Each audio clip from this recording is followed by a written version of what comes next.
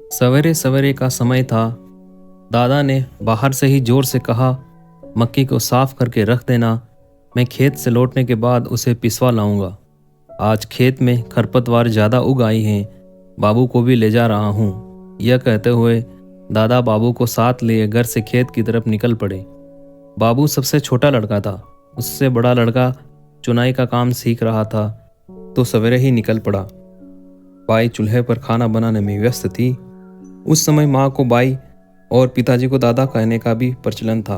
आजकल तो लोग अंग्रेजी भाषा का प्रयोग ज़्यादा करने लगे हैं। बाई ने सवेरे ही मक्की को साफ करके उसे एक पेटी में भर दिया था, ताकि पिसवाने के लिए आसानी से ले जाया जा सके।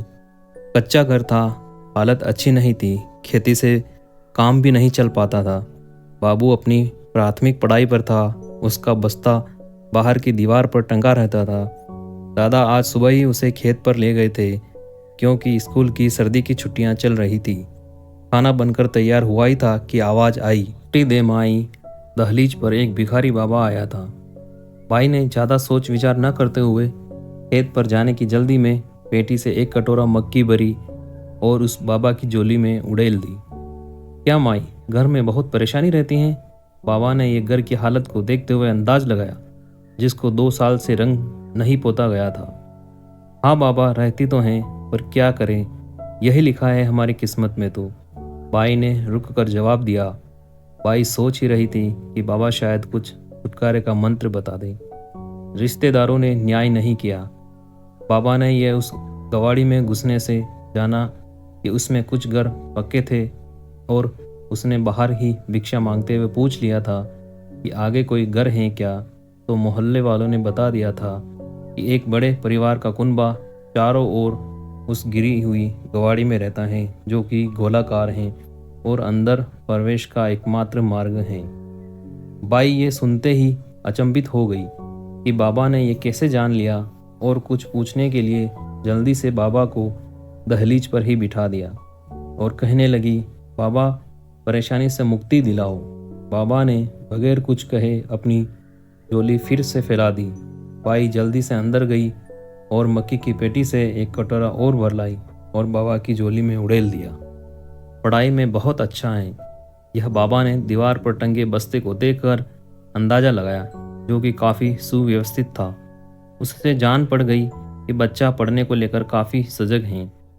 हाँ, पढ़ने की तो इच्छा रखता है, बाई ने चेहरे पर हल्की मुस्कुराहट लाते हुए कहा, और मक्की का खाली कटोरा अपने हाथ में लिए कान से हाथ को सटाकर अपने पैरों को घुटनों पर मोड़कर बैठ गई।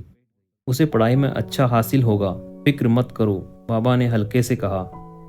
बाई ने धीमे से हाँ भरी और ध्यान से सुनने लगी। 2 बच्चे हैं तुम्हारे माई? बाबा ने तुक्का फेंका, जो कि एक नगण्य अंदाजा था, क्योंकि दीवार की खूंटी पर कपड़े लटके देखे और लगा कि इस परिवार में कम से कम 6 से 8 लोग होंगे। हाँ बाबा, 2 लड़के हैं, एक बड़ा और एक छोटा। छोटा वाला अभी स्कूल जाता है, बाई ने सहजता से कहा। बड़े वाले की अभी थोड़ी परेशानी चल रही है। उसने फिर तुक्का फेंका और सही लगा। हाँ बाबा, चल तो रही हैं, कोई उपाय बताइए, बाई ने उत्सुकता से कहा, मानो पलक झपकते ही वो बाबा सब ठीक कर सकता हो। बाबा ने फिर अपनी झोली आगे कर दी। बाई फिर दौड़ी दौड़ी अंदर गई और मक्के की पेटी से एक कटोरा फिर मक्की ले आई और बाबा की झोली में उड़ेल दी और वापस ध्यान से सुनने लगी। ज़्यादा कुछ करने की ज़रूरत नहीं है, परमात्मा का थोड़ा प्रकोप है। 5 कटोरा मक्की दान कर देना, सब ठीक हो जाएगा, बाबा ने चतुराई से अपनी बात को धार्मिक बनाते हुए कहा। बाई दौड़ी दौड़ी अंदर गई और मक्की की पेटी अंदर से बाहर उठा लाई और बाबा की झोली में 5 कटोरे मक्की के डाल दिए और वापस पहले की भांति बैठकर बात को ध्यान से सुनने लगी। बाबा ने कहा, अम्मा बीमारी है कि पीछा ही नहीं छोड़ती होगी, दर्द से रात की नींद उड़ी रहती होगी कभी कभी। ये बाबा का सटीक अंदाजा था। जब बाई अंदर से पेटी उठाकर ला रही थी तो पैर असहजता में दिखा और बाबा ने तुरंत अंदाजा लगा लिया कि कोई शारीरिक तकलीफ है माई को। बाबा, आपको कैसे पता? बाई ने अचंभे से कहा। हम तो परमात्मा के भक्त हैं, हमसे क्या छुपाएं, हम तो उनकी बातों को समझाते हैं। दान करना राहत होगी, बाबा का कहना था कि बाई ने 5 कटोरे और झोली में उड़ेल दिए। इस बार बाबा के कहने की भी प्रतीक्षा नहीं की। पेटी का पेंदा दिखने लगा था। बाबा ने अधिकतर खाली करवा लिया था। परेशान मत होना माई, उसकी कृपा बरसेगी और सब कष्ट दूर हो जाएंगे। उठा। बाबा का पेटी खाली हो जाने के बाद वहां रुकने का कोई कारण नहीं था। माई ने रोकना चाहा पर बाबा ने हाथ से इशारा किया और आगे बोलने से रोक दिया। हम फिर आएंगे, अभी समय की कमी है। बाबा वहां से भागना चाहता था इससे पहले कि वहां कोई आ जाए। बाबा रुकिए, कहते हुए बाई ने पेटी में बचा हुआ अनाज भी उसकी झोली में खाली कर दिया। बाबा अनाज की बड़ी पोटली को कंधे के पीछे लटकाए वहां से जल्दी से चला गया। सुबह के 11 बजने वाले थे। बाई को खाने लेकर आने में देरी होने के कारण दादा खुद ही घर पर आ गए। सोच कर के मक्की पिसवाने के लिए रख आएंगे और शाम को खेतों से लौटते वक्त आटे की पेटी ले आएंगे।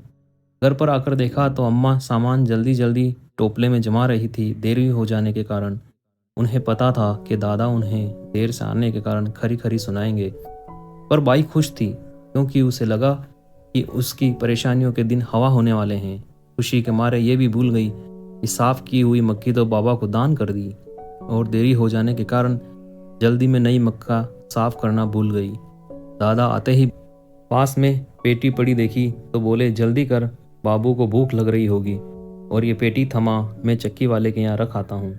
ये बात सुनकर तो बाई सक पका गई और हड़बड़ी में बोल पड़ी, वो तो मैंने पहुँचे हुए बाबा को दान कर दी। क्या सारी की सारी दान कर दी?